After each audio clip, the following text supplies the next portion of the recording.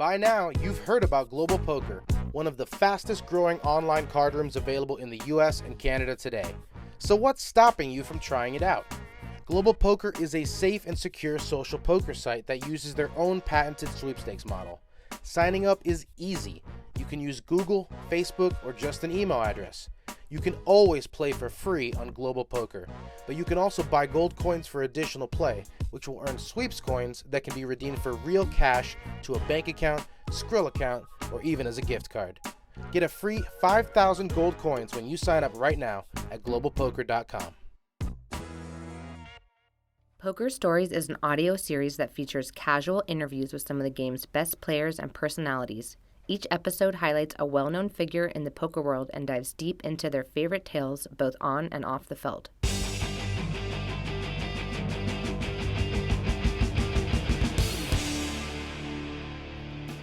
Welcome to Poker Stories, a podcast brought to you by Card Player, the Poker Authority, and hosted by me, Julio Rodriguez. This is episode number 115, and it features 2014 World Series of Poker main event champion Martin Jacobson. Martin found poker as a teenager in Stockholm, but was already set down a career path towards becoming a chef, which is eventually what he did. After a year in the Royal Swedish Navy, a few satellite wins saw him take shots on the European Poker Tour, and after a $250,000 score at the 2008 EPT Budapest main event, he was off and running. He continued to do well on the European circuit and even graduated to the high rollers before his life-changing $10 million WSOP main event win. He has a total of $17 million in career tournament earnings, which is 3 times his nearest competitor on Sweden's all-time money list. Anyway, that's enough intro. Here is my conversation with Martin Jacobson. I am here with Martin Jacobson. How you doing, Martin? Good, man. How are you? Great. Things seem to be appearing to go back to normal here in the States as far as, live poker is concerned. I know things are a lot different where you currently are in London.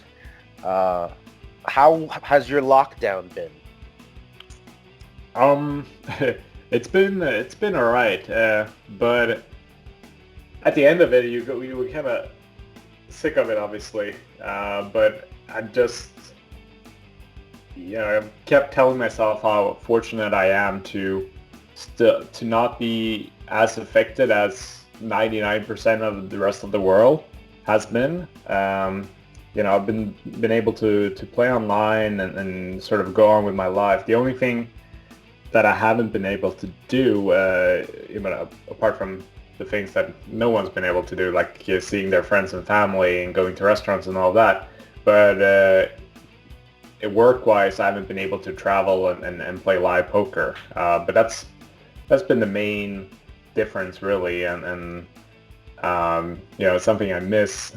I come to realize how all these years I've just been traveling so much and taking all this for granted, and then last year, when you didn't have the opportunity to do so, you really started to reflect on previous years and how fortunate I've been to be able to experience all these things and have this freedom and go to all these places and hang out with friends, meet new friends, new cultures, all of that.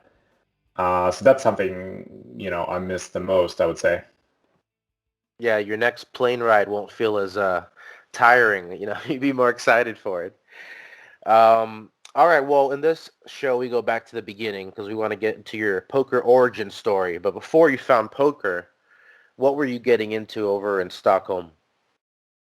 Before I found poker, I was training to be a chef, and I did train to be a chef. I graduated culinary high school in Stockholm, and then worked for. First I did military service as a cook in the Royal Swedish Navy. Hold on, you're jumping too fast here. First of all, what is a culinary high school? You just cook all day, or there's no math classes? No, it's a mix between the two. So it's a mix between a regular high school where you have like the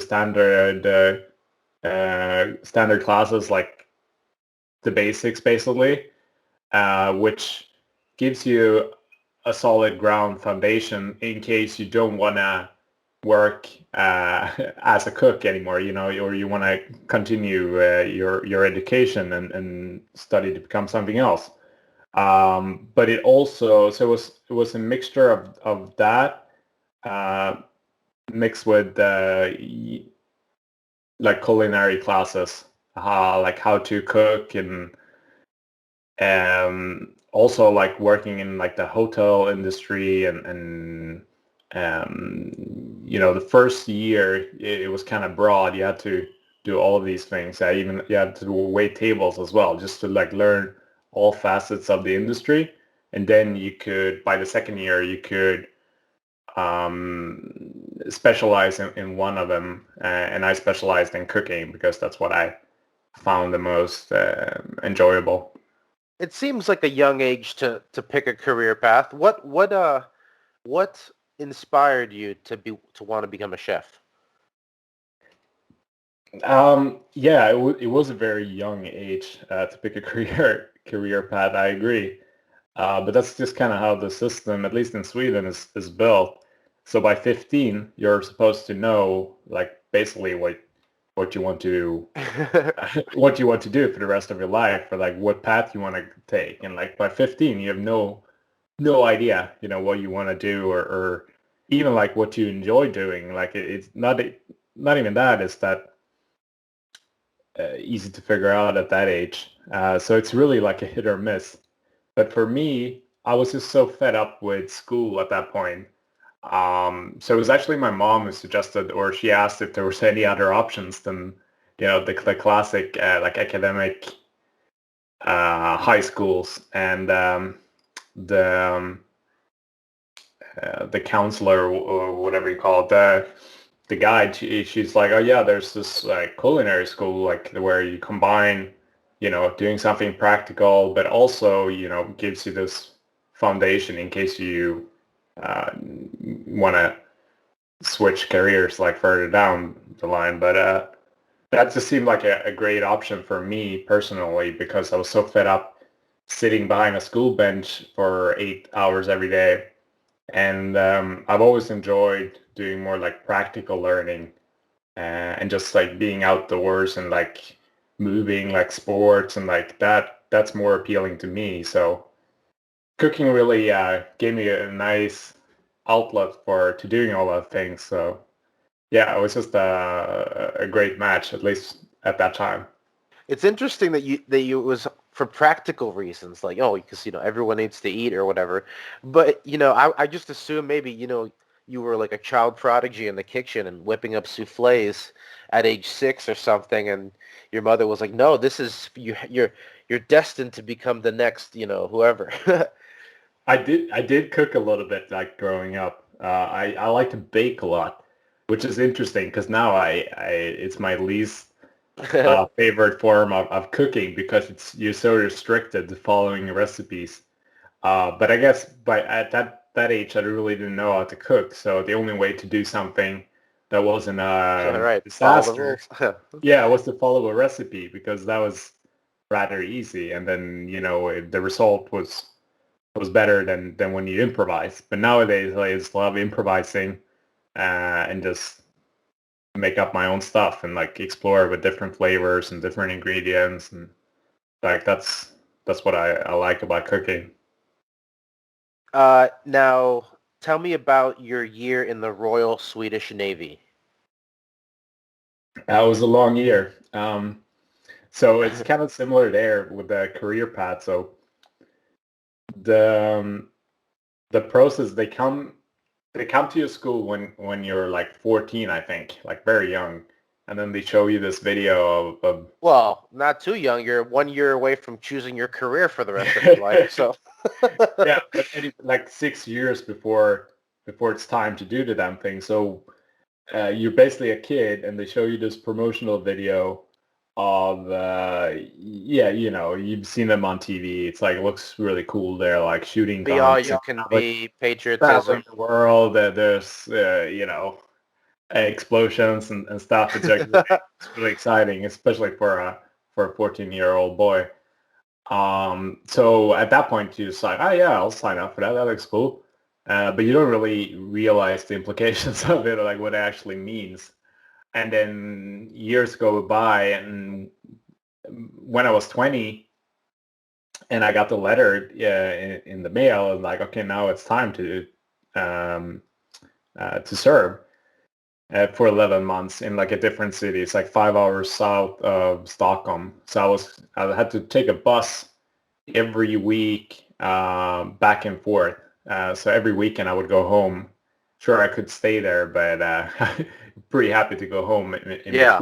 between for 2 days. So it was a bit of a grind, but at the same time, I'm happy I did it. Like in hindsight, because I think it's really good to do, because it like teaches you a lot of things, teaches you discipline, and humbles you a little bit, and you get to meet people that aren't like from all over the country. So like not just the people from your city or whatever.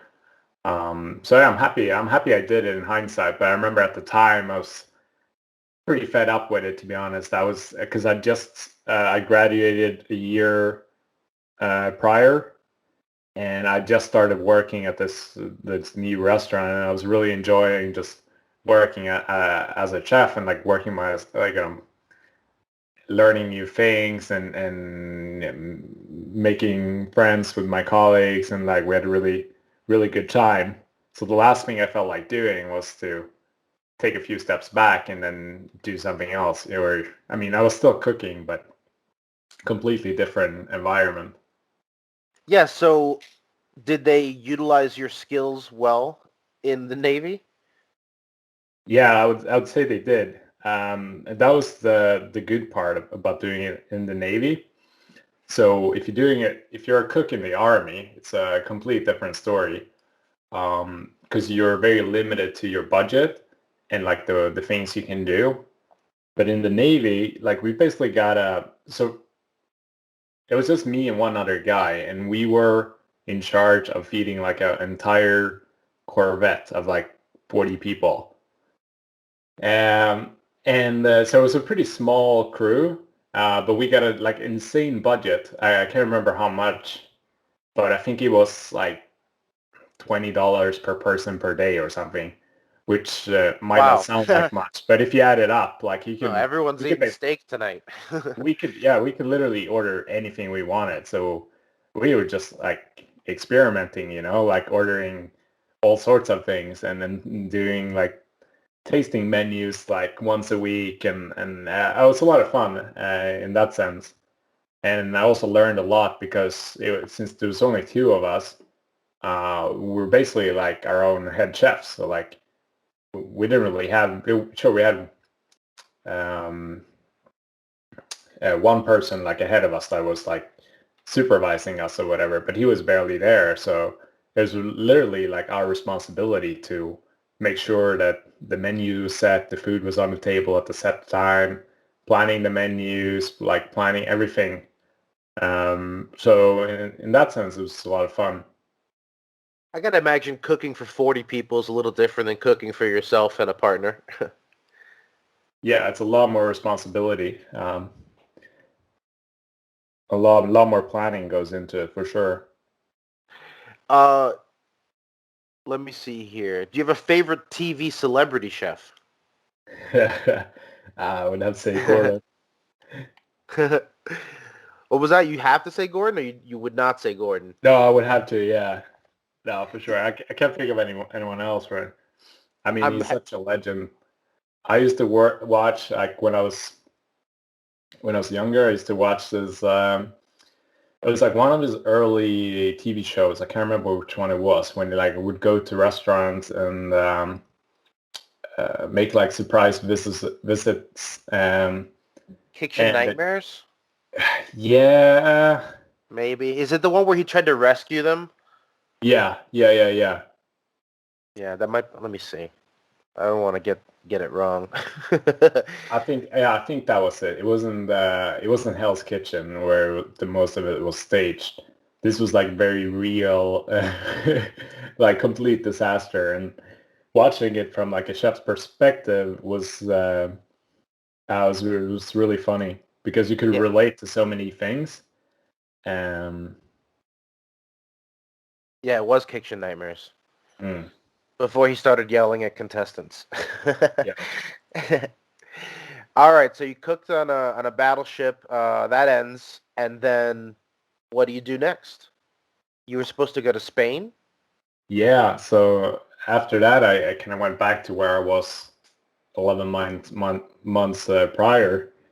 Continue working at the restaurant. And during all this time, I was playing poker like as a hobby, especially like during my the months in the military. Well, let's take it back to the beginning of poker. When did you first discover the game? I first discovered the game when I was 17, so about a year before legal age.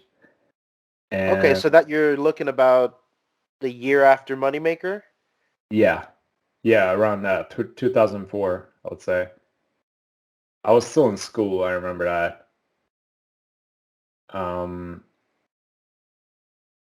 yeah, I discovered it because obviously once uh, Chris won, like poker was everywhere and it was always on TV and all over the magazines and stuff. So it was hard to avoid it really. And I've always been sort of fascinated by gambling, and especially like skillful gambling. So it was just a perfect match, I guess. And I just got sucked into it. Um, the fact that it was combined those two elements really fascinated me and made me intrigued to learn more. And then when I turned 18, I got a poker book from my dad, like a strategy book, basically. It was a Swedish book. And it started explaining the concepts and, pot odds and all the basics, basically, but like also a little bit more advanced strategies that I'd never heard of before. And then bought a poker set when my friends started playing on the weekends. I realized that I was winning a little bit more than anyone else, and also that I had a lot more passion and patience for the game than they did. And I realized that that was like two key elements of being successful as well. And that sort of fueled my desire to continue studying the game and getting better at it and like sort of seeing how far I could take it. And then eventually I started playing online, um, started playing free rolls, and then deposited like, the classic $50 here and there. Lost it in the beginning and then eventually managed to run it up. And then I discovered Sitting Goes, single table tournaments. And I really enjoyed Sitting Goes because it was the tournament aspect, but they were short, so you didn't have to dedicate that much time. But it also involved so many aspects of tournament poker because you start at nine-handed. There's a payout structure of top three. Right. You get to practice playing, nine-handed, eight-handed, seven-handed, six-handed, four-handed, playing the bubble, playing heads up. So I really enjoyed Sitting Goes. Well, And I then heard in another interview that you were playing Sit and Goes because you didn't have the time to play a full tournament because you were going to get kicked out of an internet cafe. yeah, yeah, exactly. And so that was during my year in the military, where this was at the time by the time internet cafes were a thing, and before I had my first laptop, so there was really the only way I was able to play while I was down there. And Yeah, so playing a multi-table tournament when you're on a time limit is obviously not very convenient, but sitting goes you can at least predict like roughly how long they'll take. Um, so I had a good idea, but there was a few instances where I was playing and all of a sudden I was, registered a tournament or whatever, and then it kicked off and he hadn't finished yet, and the guy wanted to go home, so I had to like bribe him to stay open so I could finish it, but it was fine. That's how you know you're a good player, because you're not only paying the rake on the sit and go, but you're paying the rake to the internet cafe and Yeah, still turning a profit. yeah, but you remember this was the golden years in poker. Like it was hard not to make money at that time.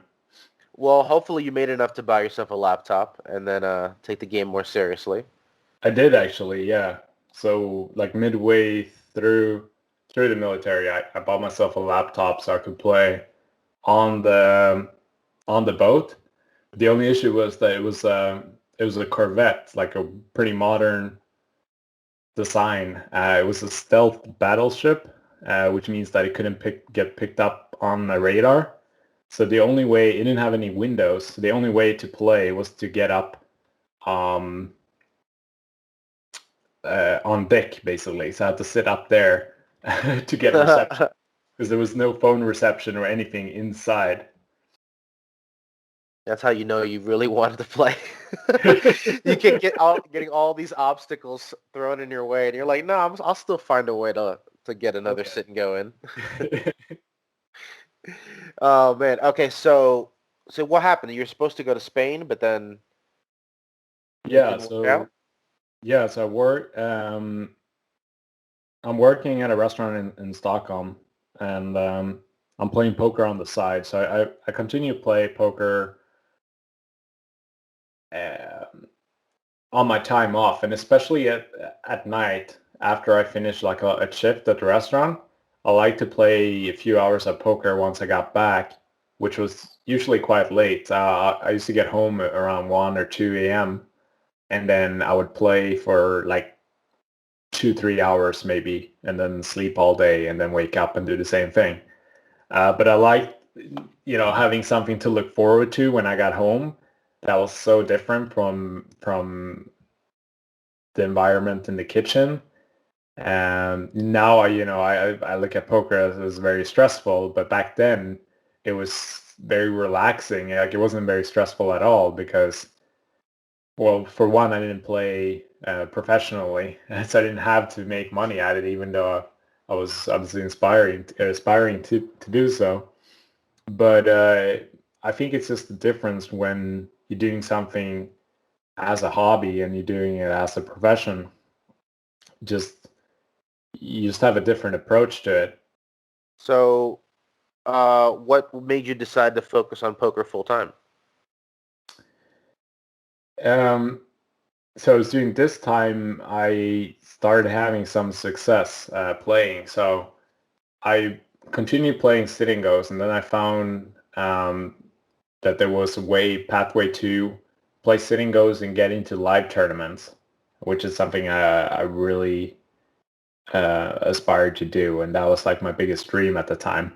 I remember being on the boat during my military service and reading like poker magazines and seeing all the ads for like poker cruises in Vegas and reading all the interviews and stuff, and I really fired me up, and that was like my biggest dream back then, to just play one of these live events.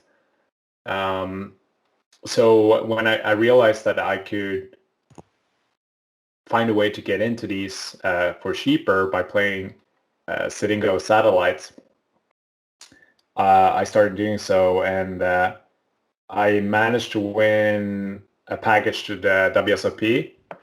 This was in 2008, and I was only 20 years old at the time. But it was my 21st birthday 3 days before the main. So I Oh, was perfect just timing. yeah, I was just on the bubble to become legal age to play.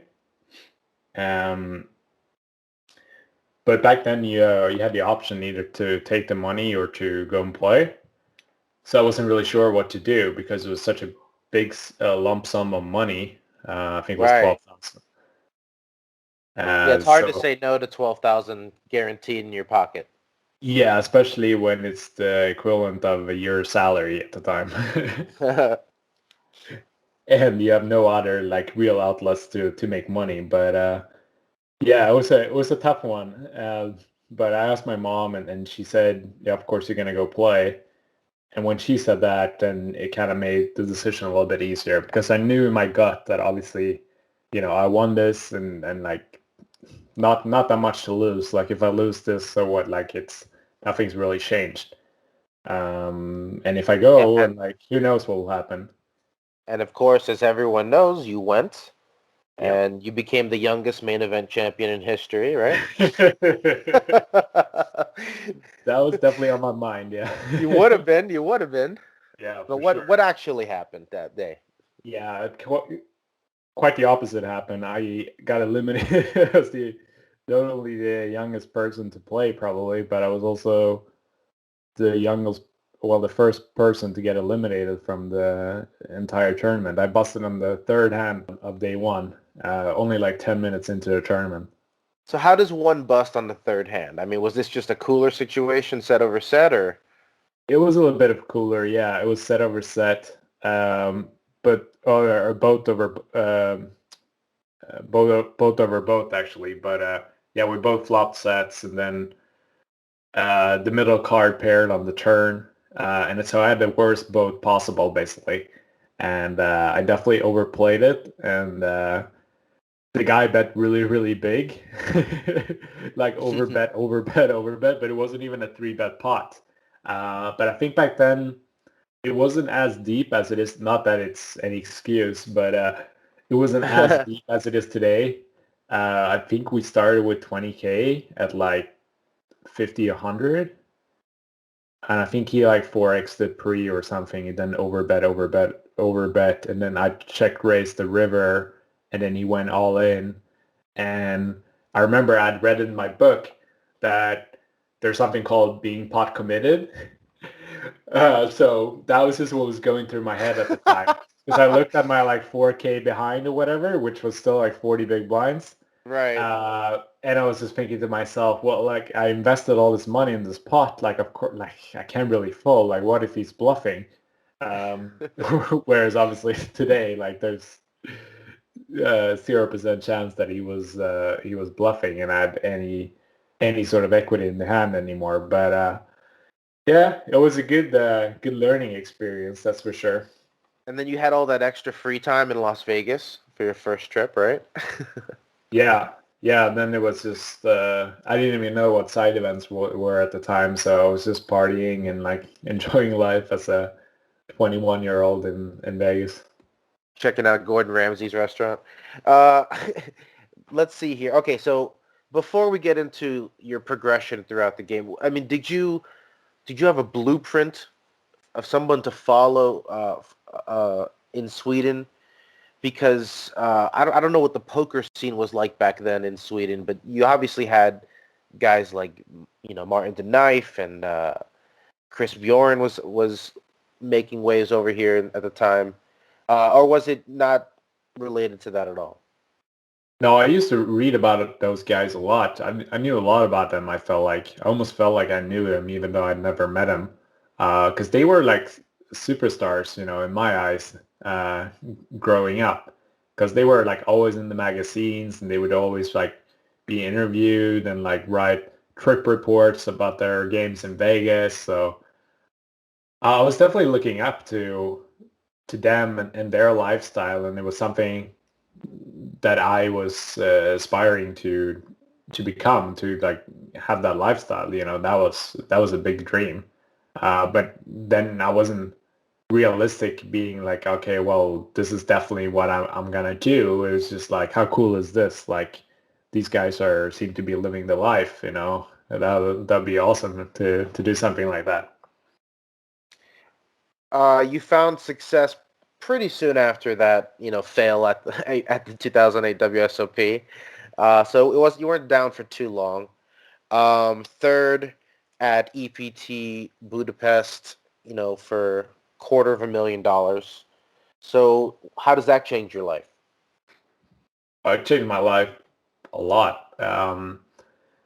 So yeah, Budapest was my third live tournament. Between Vegas and Budapest, I went to EPT London, also qualified online, same process as the WSOP. Did a little bit better there, but still busted day one, like out of the money, but still got some experience. And then did the exact same thing for EPT Budapest. Qualified. I think I won a last chance satellite or something. It was a multi-table satellite. I remember it was like 40 people or something, and only one package, and I somehow managed to win it. And did the same thing. Went to Budapest, didn't know anyone, and yeah, met a lot of new friends, and the tournament went really well. Yeah, managed to get to ship lead day two, and all of a sudden, I have all these ships, and like I was like, what the hell's going on? This is my Right. third live tournament, so I really didn't know exactly what I was doing, but I was just sort of going with the flow and like, being confident and just thinking that, whatever happens, happens, and then made the final table and then managed to get third place and make a three-way deal. Like it was a very surreal experience because everything's happened so fast. Because this was only 3 months after my trip to Vegas, and only 5 months before that, I'd never like even been close Right. to playing a live tournament. And here I am, not only playing in a big live major in the EPT, I'm finishing top three for a bunch of money. So that was like a huge boost, not only my bankroll but also in my confidence. So it was really after that I was thinking, or even starting to consider that this is maybe something that I can pursue, and if it doesn't work out, I can always go back to cooking, because I always knew I had that as a backup plan. So that was giving me a lot of comfort, I think, and more willing to take risks. Any big splurges? I mean, obviously you have a nice, comfortable bankroll, and you can start playing bigger and more consistently. But did you go crazy at all? No, I think I've always been quite sensible in terms of that. My biggest splurges are usually just like reinvesting it in poker tournaments, like maybe taking too big of a piece considering my bankroll. Like I've always done that. Um, but yeah, no, I'm not really. I haven't really bought like a bunch of expensive items or spend it on experiences or anything like that. Before we get to the main event, because you mentioned taking shots, uh, you did have high roller success before um, the main event when you finished sixth in the $111,000 buy-in one drop high roller event for 800,000. How did you get into high rollers, and what was your thought process jumping in with those sharks?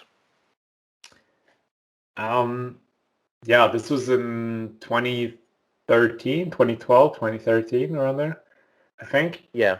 And yeah, between here and Budapest, I had a lot of success on the EPT, actually, on the European Poker Tour, where I made a lot of final tables, but I didn't really manage to win one.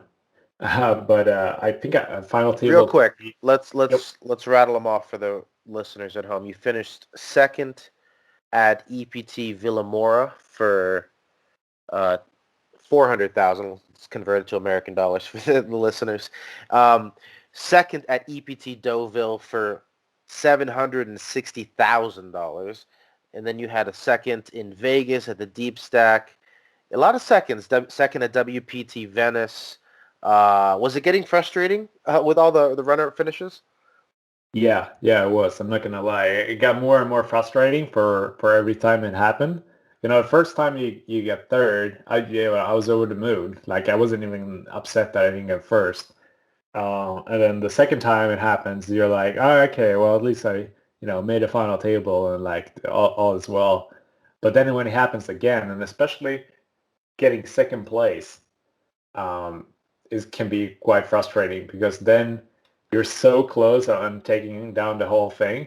It's just you versus one other opponent, and there's a lot of swings involved in heads-up poker, and especially during that stage, blinds are pretty shallow, and there's a lot of variance and stuff. So it can be quite frustrating when you don't manage to close it out. And then, not to mention that, like, just I was quite. It wasn't like that I was hunting the fame or anything like that. I just wanted to know what it felt like to win a live tournament because I'd never done that, and I'd won tournaments online, and I knew how that felt, and it feels really good because no matter what happened, like you couldn't have done anything better because you won. But when you get second, you're always thinking to yourself like, okay, I could have, probably I messed up this spot or whatnot. But Was when you there a win, particularly brutal one that like you thought about for a while afterwards? yeah, the worst one was in Deauville. It was a really big score. It was a huge field, I think over 1,000 players. And but the worst thing about it was the person I lost to, because obviously that matters as well. Like if you lose to, yeah, a really good player. This was Sure. Francis Lucien Cohen. Yeah, yeah, that's right.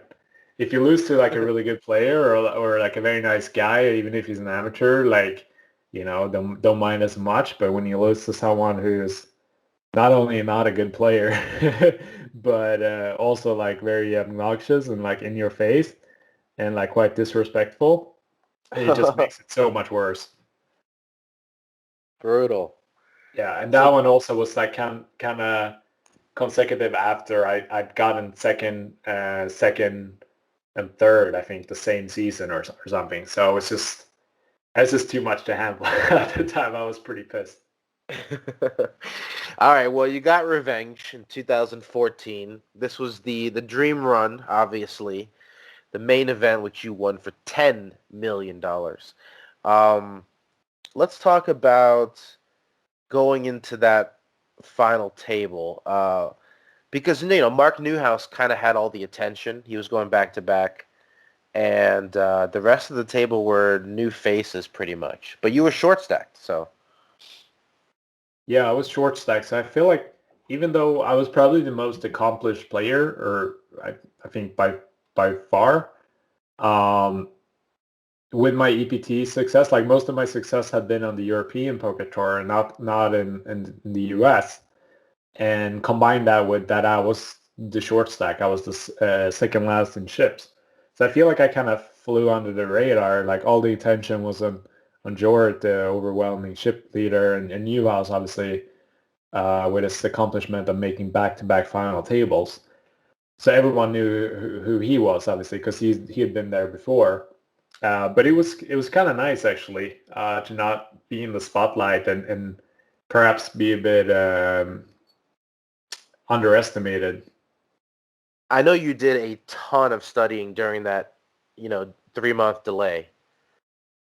Yeah, yeah. So the first thing I did when I made the final table was to start working straight away and like thinking, okay, what can I do to prepare? What can I do to put myself in the best position possible to take this down? Because this is a once in a lifetime opportunity, and like it's not gonna happen again. Like, sure, I'm short stacked, but like I still we got 37 big blinds, so it's still very deep and great structure, obviously. So I knew I was gonna spend these next 3 months just preparing. So I would have zero regrets whatever happened in terms of not being prepared enough and kicking myself in hindsight.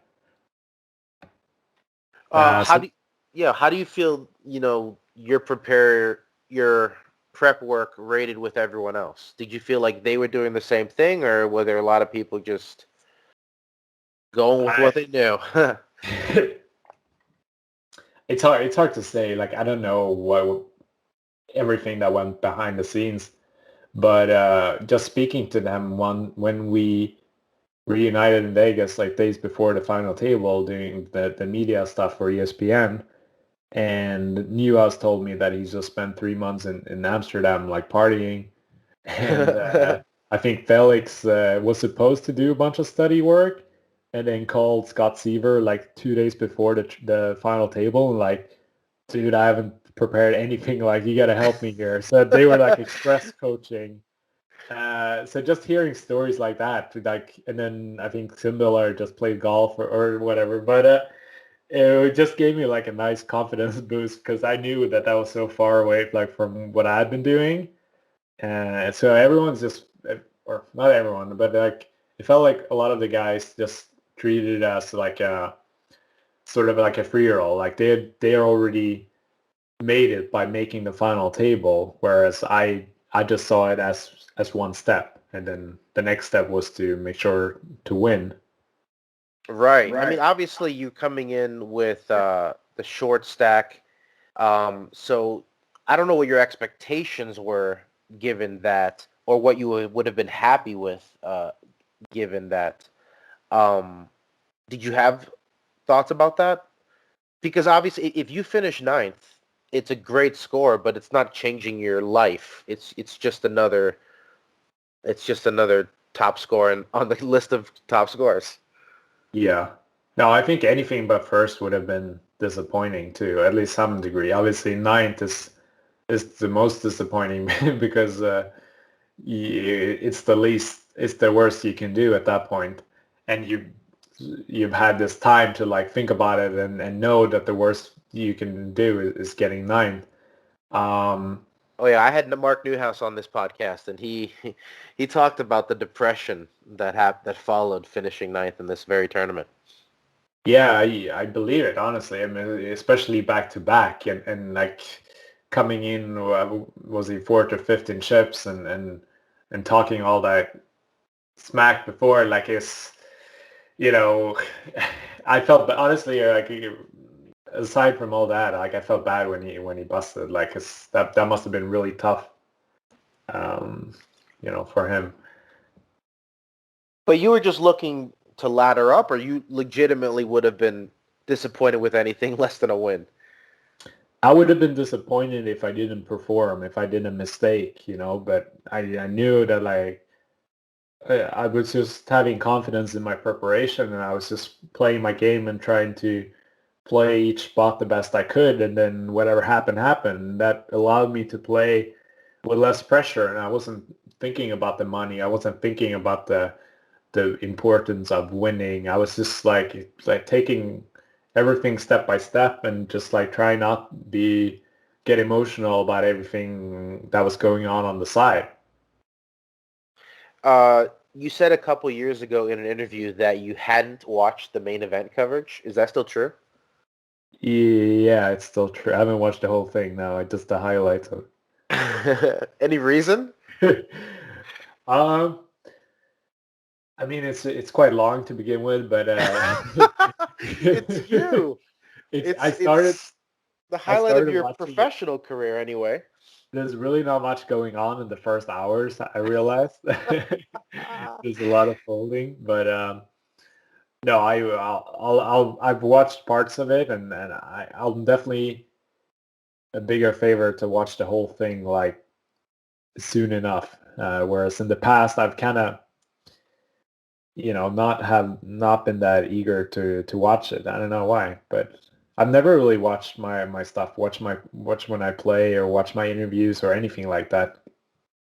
Man, I mean, if you're not going to do it during lockdown, I don't know when you're going to do it. Yeah, that's true.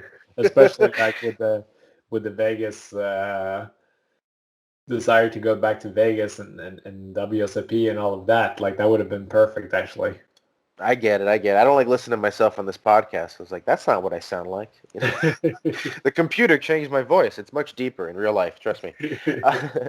All right. So let's talk about your life after the main event win. I mean, you say you don't splurge, but $10 million is a lot of money. Was there nothing that you treated yourself to? Um, I mean, I bought a nice house that I live in, but no, other than that, not really. No fancy car, no fancy watches. I don't have a driver license, so I think that one kind of saved me. That's true. I mean, you don't really need it in London, do you? No, that's the thing. I mean, you don't, but like it would be nice to have. I'm just been kind of lazy about it, I guess, and keep justifying it that I wouldn't get a car in London anyway. But when you travel, and especially when you're in America, like you pretty much need a car everywhere to get around. Now, where do you keep the bracelet? Oh, it's in a safe somewhere, but I can't tell you where. But you don't like have it displayed somewhere. No, How often no, do you pull it out and stare at it? not very often. It's not at my house. It's at like a special location. Okay, you have it at Fort Knox. I get it. It's under armed security. No one even try. Don't even try. And even if you break in, it's a fake. It's a decoy. You know. So no one mess with Martin. All right. What about your motivation to play following the main event win? Because that's enough money to go away forever, as some main event winners have. Uh, or just start playing higher. What your thought process following the main event win? Um, yeah, I think that the motivation after you win something like that is something. It's a very interesting topic, and from a psychological standpoint, like I think what matters is what's your motivation to play poker in the first place. Is it because you aspire to win the WSOP main event? Is it to make money, make a certain amount of money or just as much money as possible? Is it because you love the psychology behind the game and like competing against other players and see how you compare and like what is it? Do you like the social aspects of it? Do you like the lifestyle? So I think it depends on your answers there, like what your motivation will be like. For me personally, I think I might have underestimated the effect that it actually had on my motivation to continue playing because you are a little bit in a weird spot. I'm not really sure how to explain it, but winning the WSOP main event for a tournament player at least is like the pinnacle of the game. Like you can't really achieve anything higher than that. So I think naturally your motivation won't be as high maybe, and you might want to explore other things that you want to take on and sort of find other ways to compete and challenge yourself. Because for me, like poker has always been a lot of it at least, my motivation has come from challenging myself and competing. It hasn't been driven by making money. The money is good because it allows me to play poker and it gives me the freedom to do so. And I can fund my own buy-ins and I can, buy a laptop so I can play online, but travel and stuff. But no, it's not. It's not to make the most money possible. So Well, I mean, uh, like part of that, ties into what you're doing now, which is, these group coaching courses that I see you putting out there. Because, how often can someone even get a main event champion like that? To be even interested in passing on their knowledge like that. But obviously, you love the game enough to want to talk about it at length. yeah, yeah, it's a tricky one. I think it's hard to put it in words like how your motivation changes because there's no there's no clear answer. It's just kind of like how you feel when you play, and like, do you feel differently? Um, I know I did, like afterwards, but it was also a matter of like I'd played poker for so long, and I felt that after I won, I was one of the few uh, professionals that had won the main event, and I felt sort of a responsibility to uh, embrace the role of an ambassador and sort of continue to like promote the game, not just like in the poker world, but like also outside of poker. Um, and when you do that, it's hard to just leave poker and like don't play anymore and just do that and then do something else. So it felt more natural for me to continue doing what I was doing, which was, I didn't change anything. I was still playing the same tournaments, still going to the same places, hanging out with the same people. But yeah, trying to put poker in like as good of a light as possible and like bringing some maybe new players into the game. Now, you just finished your relationship with 888, so we don't want to give them too much free publicity. But I was surprised to learn that you didn't get that sponsorship until 2018. So what was the delay there? Why wouldn't a site want to snatch up a main event champion like you? I didn't. I don't know why why it came about so late. But I was never hunting for a sponsor. Until that point, I'd never been sponsored like my whole career. I think it's just one of those things that um, I entered the scene quite late, I suppose, and then the poker the poker landscape looked a lot different at that time than it did previously, where poker benefited a lot more from exposure of sponsoring players, and I think especially in Sweden, um, they got a lot of resistance from the government, where you're not allowed to promote poker and whatnot. Like, it's all government based regulations over there. So I think that might have been a big reason um, why it didn't come about sooner.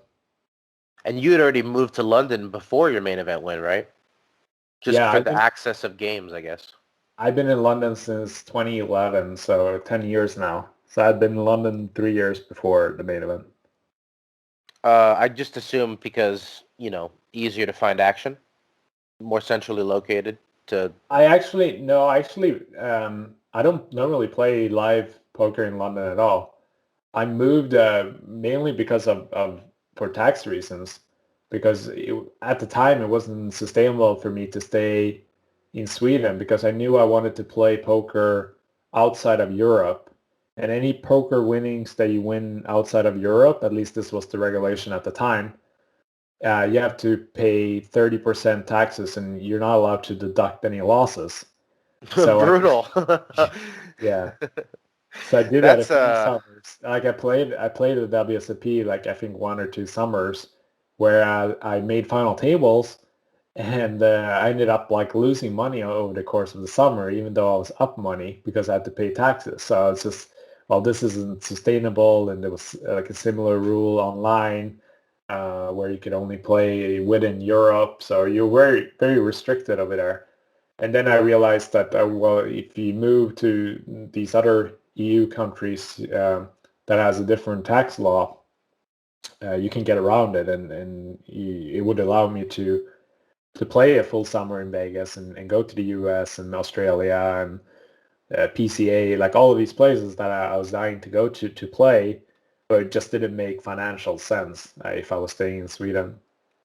Yeah, that's worse than the internet cafe fees for sure. Yeah, those really ate into the bankroll. All right, we have some rapid fire questions to wrap things up if you're ready. Sure. Let's see here. Okay, so other poker players have ventured into restaurants. I can think of several here in Las Vegas owned by poker players. Todd Brunson's got a place. Cindy Violette, I know. Even other main event winners. Jerry Yang opened a restaurant. Why haven't you done so? Opening a restaurant used to be a big dream of mine, like Mhm. growing up, obviously, in culinary school even. But I think the more experience I got from the restaurant industry, the less appealing it was to me to open.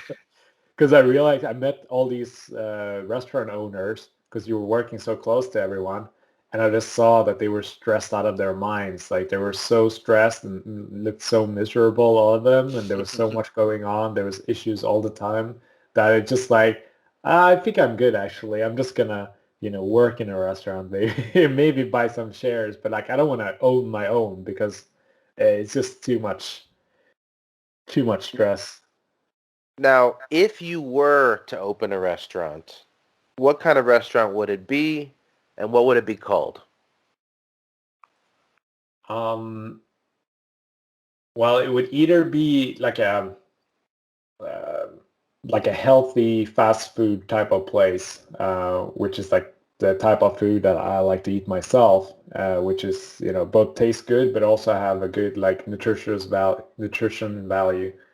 So it's actually good for you, and you like sort of eat for performance. Otherwise, it would be like a small like fine dining type of place where I can like experiment and like do my tasting menus and cook food from all over the world and like different regions and that those two I think I would really enjoy. And As your far your as the name? name, I know you've given it some thought. I mean, I every have, dreaming chef had to have, right? yeah. Yeah, maybe the healthy one would be called like I don't know, superfood or something like that, and the fine dining place. Uh, I don't know. I can't think of something now. At Depends least that you sort you didn't have the ego to put your own name in there. yeah. Or you could always do like a poker pun, right? Nah, that's so cringe. Serve like poker themed meals. Oh Like, no. oh, tonight the ace of spades is God, if I do that in my 50s, please shoot you me. just come out and shake everyone's hand while Yeah, with wearing the my bracelet bracelet. on. Yeah. It could work, man. Most Uh, restaurants fail, but that one's gold. yeah, making American. What's the most underrated food culture? um, I would say Venezuelan. Okay, yeah, Yeah, I it's like not it. Sweden, right? Sweden. How do you feel about your own country's cooking? Because everyone Uh, jokes about the IKEA meatballs, but obviously there's more yeah, to it than that, right? please don't judge it on that. No, I like it. It's something I miss more and more. Like the more years I'm in London, like or the older I get, I guess I start missing like the Swedish culture and like food is a big part of it. Um, Especially like in the summer and like around Christmas. Like in the summer, we eat a lot of fish, like a lot of pickled stuff like herring and that sort of stuff that's hard to get here. A lot of the foods that you can get in both places, but there's certain types there where it's like you have to go there sort of to have it. And the same applies during Christmas where there's a lot of dishes that you don't really have in Sweden and like a lot of the ingredients are even hard to get by here. What's the biggest pot you've ever won or lost? Your choice. Biggest pot ever. God, I'm so bad with like memorizing this, but biggest pot ever. Nah, I really don't know.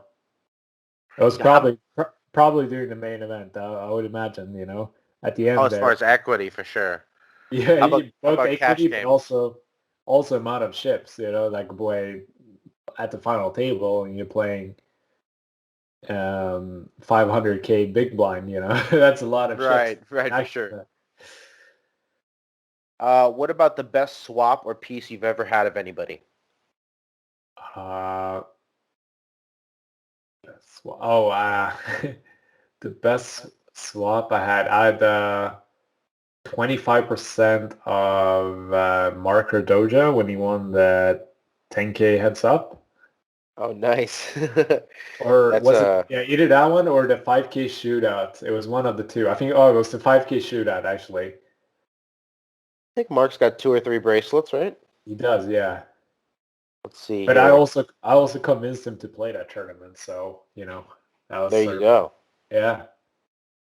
Okay, what was your largest non-poker wager? What, like sports betting?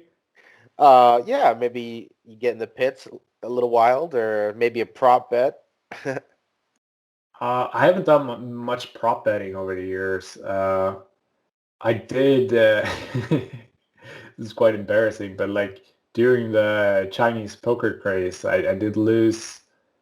I think about 70, like 60, 70,000 playing Chinese poker in like a hotel lobby in WPT Slovakia, and I think it was like 2013 or 2012 or something like that. And that was a lot of money back then. Like it really escalated quickly, and it taught me a valuable lesson that like even though you start off playing small, like $100 a point, like if you insert a bunch of bonuses and stuff, and you start doubling down and doubling the stakes, things can escalate really, really quickly. In the lobby of the hotel. Yeah, two good friends of mine. So it was me and another friend. We were teaming up and we were playing two other friends. Like we'd been out partying that night, and then we got back and we were just like, "Oh, let's play Chinese poker." And we did, and one thing led to another, and then at the end we were down. We were stuck on like 120,000 euros or something absurd. Jesus. Yeah, which was like a big part of my bankroll at the time. So like we were, yeah, neither of us got much sleep that night, and we were like trying to figure out how like we were gonna pay them to begin with, and like thinking of ways. And but then a few weeks later, I got fourth in EPT Berlin, and I could pay him straight away with cash. It's Uh, just weird times, man. Headphones on at the table, yes or no? Depends what stage of the tournament and the significance of the tournament, I guess. And what are you listening to when they're on? I I I usually listen to podcasts, but I don't know how much I like that because it's quite distracting or can be. So if anything, I prefer just listening to music. Do you have a celebrity doppelganger? Or have people told you you look like somebody growing up or now? Yeah, I get quite, but it's always a different person. So there's no real there's no real like connection, or I don't get a repeat that often. And now it's been a while. Before a while, like a lot of people uh, said that I looked like Daniel Craig. Daniel Craig. Yeah, Okay. which obviously a pretty Yeah, nice compliment. James freaking Bond. Take Yeah, that. I'll take it. I'll take Okay, I'm looking at the two of you side by side. it. You had the same hairstyle definitely for a while. Yeah, especially this, where I can see it the most is this scene where he's coming out of the water shirtless. Yeah, go. Actually, posted a funny. I did an Instagram post a few years ago. I remember when people were like posting pictures of them 10 years back, being like, Yeah. "This is like where I was," and like this is, or I can't remember what it was called. It was called like the 10-year challenge or something like that. And I did that with that picture, and then the other picture was like me playing the WSOP main, which like doesn't really look like him at all. And I put him side by side, and I said something like, "Can't believe it's been 10 years." Oh, that works. That works. Do you like telling people you're a professional poker player? What's the culture like? Uh, Well, I guess in London it's different, but in Sweden, would it be looked down upon or no, seen it's as? not. It's not for that reason. But no, I don't like it. and I like it less and less. So maybe that's a sign that like I'm at the tail end of my career. Interesting. But You no, just don't want to tell people that you won the main event, I'm sure. yeah, that I definitely don't like. It's not something I do unless they specifically ask about it. But I think the reason I don't like it is because I I've done it for so long and like I know what's coming next, the follow-up questions. So they don't even need to ask me the follow-up questions. I can just start telling them straight away how I got into it and what it's like and the biggest. And then they usually ask, okay, what's the biggest tournament you won or whatever, and then it becomes awkward. Uh, They basically do what I'm doing now, but not recording it. yeah, exactly. But that is interesting being the main event champion who won a $10 million prize, because if it's just a casual, yeah, I play poker for a living. And they're like, oh yeah, I won like a few thousand once. Well, how about you? Yeah. Yeah, that's got to be awkward. I could definitely see that. What are you interested in that most people aren't? Um,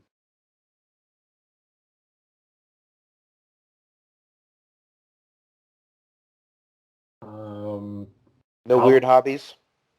weird hobbies. I mean, my hobbies are pretty much like cooking and training and mixed martial arts, Okay. I You get suppose. any matches, or is it just sparring? Yeah, that's another thing people always ask. Like, when are you gonna fight someone in the poker world? I Right? don't know, maybe if I'm setting up a YouTube, maybe I have a shot of like fighting um some like old fighter or something that has a name who can fight for like 20 million. In the poker world, you could fight Kevin Hart if you want to. So, Okay. He's pretty good at boxing, man. Like I can't believe I was there any footage of that fight between him and Antonio? I did see some footage of it, and it looked like he was exhausted real fast. Oh, That was really? the big issue was just punched himself out real fast. Oh, okay. That's surprising. Antonio He seems trained like enough to wait.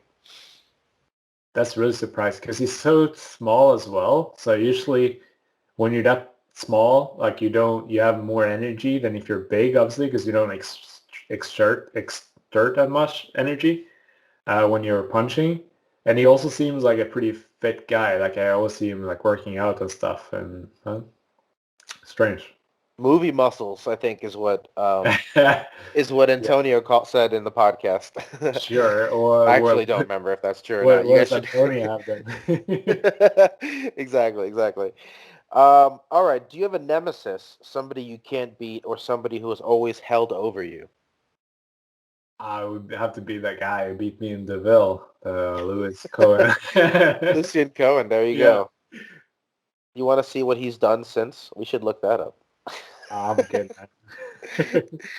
Let's see. You know what he does for a living? I assume he's an arms dealer No, to evil nations. What? no better. He's a rat exterminator in Paris. Oh, True story. he's the bad guy in Ratatouille then. Yeah, yeah, yeah, exactly. That's amazing. Being that you the aspiring chef, him a rat Yeah, exterminator. exactly. I was the rat. Yeah, and that movie, that scene. Yeah, Do you ever made ratatouille before? I have. Yeah. What's your signature dish that you go to when you have to impress somebody or cook for somebody? Lately I've been doing ceviche, which, I mean, it's not that hard. It's just sourcing the right ingredients. But back in the day, I used to make a pretty nice sea bass. That was like my signature dish. What do you do for the sides? So I had like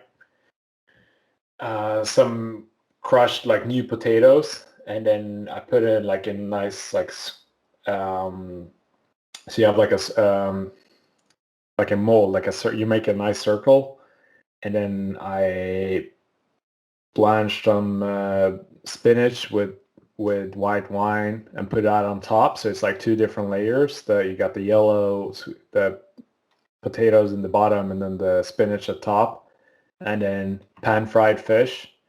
And then I made a tomato concasse, like a tomato vinaigrette. That's quite like sweet and like sour, and pour that around, and then serve it with a florin of Parmesan. See, that sounded fancy just because you used the word blanch, and I don't even know what that means. It's like when you fry something like really quickly, or you can like steam it or boil it as well, like, but just for a few seconds. Doesn't matter. You use the word, and it's fancy. All right. Let's see. Okay. Do you have a bold prediction for poker's future? It's so hard to predict the future, man. Like before the pandemic, I would say that it wasn't looking that good, and then the pandemic happened, and it's like somehow poker seems to be doing better, especially like the live scene. I think the poker's future online is very different from the future live. I think online it's looking very dark. I don't think there's much future there unless poker is eventually and hopefully soon moving to the blockchain where it becomes peer-to-peer and like the fees are better and it's more accessible to everyone. I think that's a very, very realistic outcome. But as it is right now with online, I think it's slowly dying. It saw a spike during the pandemic because everyone's locked in at home and no one Right. can play live. But now once live poker is back, like numbers are tiny and it's not looking good at all. And I think the sites are just too greedy. They're putting up too many tournaments, and there's becoming very saturated.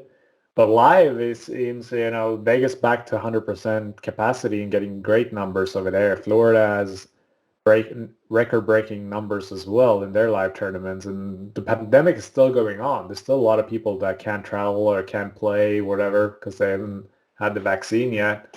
So I think by by WSOP,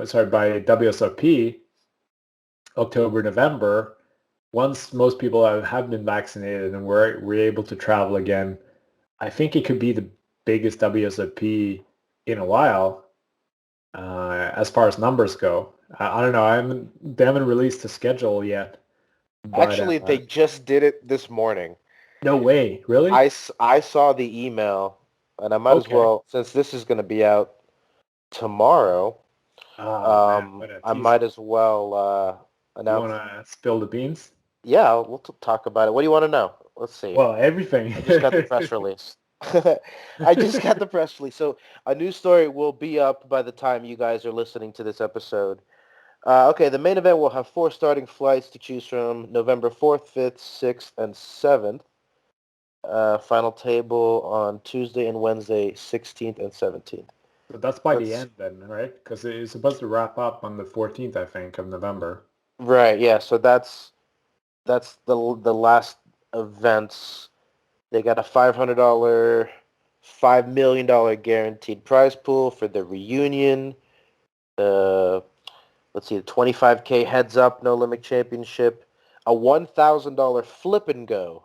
Oh, come on. All right. um, All right, maybe I'll take that Old back. school freeze outs return. So The no what? longer they're saying old school freeze outs are coming back. So no longer is the main event the only pure freeze out. Beginning October 6th, every popular buy-in level from 500 to 5,000 will offer a true freeze out. So no re-entry. Nice. Deuce to 7 single draw returns. There's going to be some Bounty Hall of Fame event with a $1,979 buy-in in homage to the Poker Hall of Fame, which was started in 1979. Okay. Oh, and this might interest you: a $50,000, $50,000 PLO event. I don't play 4 cards. I only play 2. And also a $50,000, $100,000, and $250,000 buy-in, no limit hold'em event. Ooh, okay. So if you got $250,000 burning a hole in your pocket, time to sign up. Yeah. So yeah, that just came out today. So it looks like you're going to be making the trip over. Yeah, definitely, man. If it's possible, I'm still waiting for my second shot, and then we'll see what the It's travel interesting. restrictions. There's no Euros over here, and at the U.S. Poker Open that's finishing today. Yeah, And there were a couple players who had to go to South America for a couple weeks first before they could get into the States. But other yeah. than that, it's the David Peters show. As usual. Okay, we end the podcast. Sorry, we got sidetracked there. We end the podcast the same way every time with a question from the random question generator. What old person things do you do?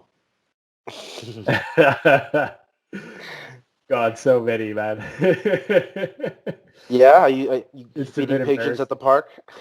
But no, I mean, for one, I sleep with earplugs and an eye mask. And it was something I started when I was in the military, actually, and just haven't been able to get rid of it. So there it was like a bunch of noise and stuff, and there was like light in the room and stuff. I think I started using it when I was taking naps, like in the middle of the day. We had a little break because you wake up so damn early that you're just exhausted all the time. So anytime you have a little break, you want to take a nap to recharge. So I started wearing this eye mask, and ever since I haven't been able to get off it because I don't know. I'm just used to it by now that even if I lose it and it's pitch black, I wake up straight away. And the same with the earplugs. It could be dead silent. I lose an earplug and I'm panicked. I wake up straight away. So it's That's quite crazy. I have the opposite addiction. I fall asleep with the TV on. that's nice. I mean, Yeah, well, so that's just one of the many reasons you and I can't be together. for sure. Martin, thank you so much for coming on the podcast and sharing the stories. Thanks, Julio. That's it. That is the show. Thank you once again to Martin. You can visit Martin's website at martinjacobson.pro or follow him on Twitter at Martin_Jacobson. From there, you'll find the info you need to contact him if you so wish to get some private coaching. That's right, you can hire one of the top 40 winningest tournament players of all time to teach you how to play poker. Super cool. Also, we're a little early on this, but be on the lookout for a YouTube channel Martin is putting together. If you'd like to follow us, we're at Card Player Media and at poker_stories. And don't forget to subscribe for a new podcast episode every 2 weeks. If you want to go the extra mile and leave a 5-star rating and a nice review, then let us know you did so with an email to pokerstories@cardplayer.com, and we'll say thank you with a free digital subscription to Card Player Magazine. Thanks for listening.